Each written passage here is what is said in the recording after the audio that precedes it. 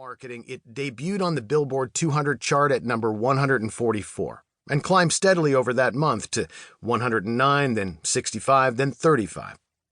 Once MTV started airing their video for Smells Like Teen Spirit, its momentum couldn't be contained. After just 8 weeks, Nevermind had gone platinum.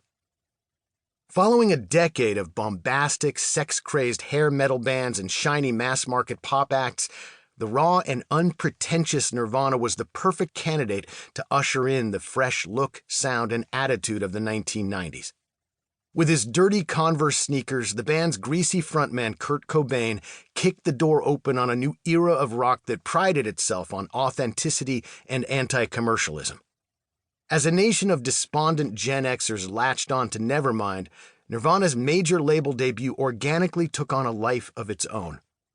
When asked by the New York Times how DGC had created a phenomenon that was soon to unseat King of Pop Michael Jackson at the top of the Billboard charts, label president Eddie Rosenblatt shrugged.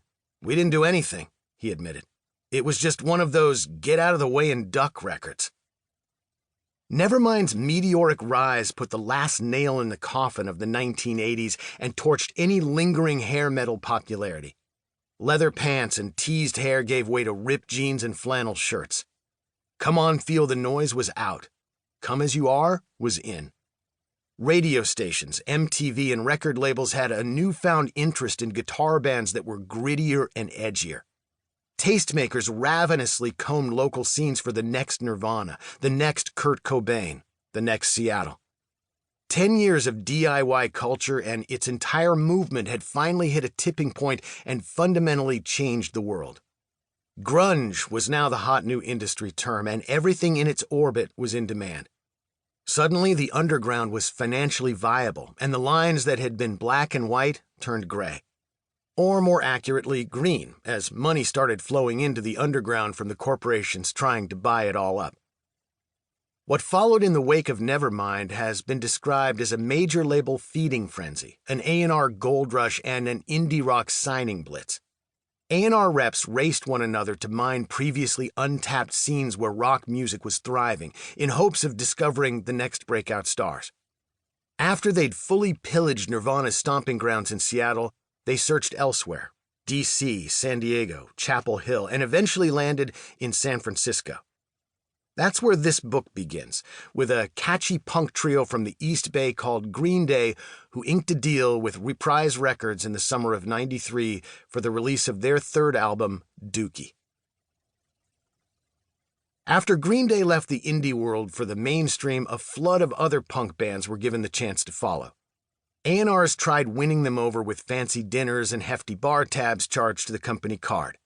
Blue hair and piercings could be spotted in meeting rooms at label offices in New York and Los Angeles.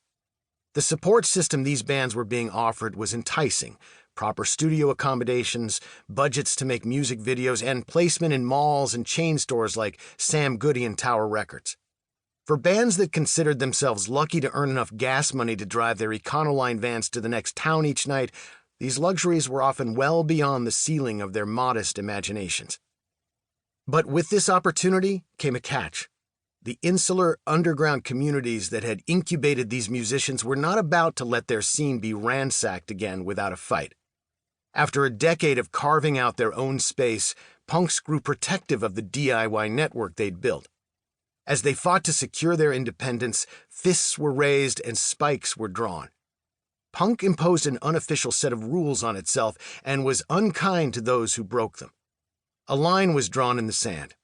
Any band signing with the Big Six, Sony Music, EMI, MCA Universal, BMG, Polygram, and Warner Music Group, was doing business with the devil. They risked being banished, ostracized, or forever branded as sellouts. For more than a decade, punk's second brush with mainstream interest bitterly divided the scene. The most ardent defenders of the underground grew militant toward those bold enough to break out of the communities that had birthed them. To toe the line, longtime fans found themselves turning their backs on bands to which they'd once been so devoted. Some sellouts got off light with backlash that amounted to disgruntled columns in fanzines or snarky comments on the internet.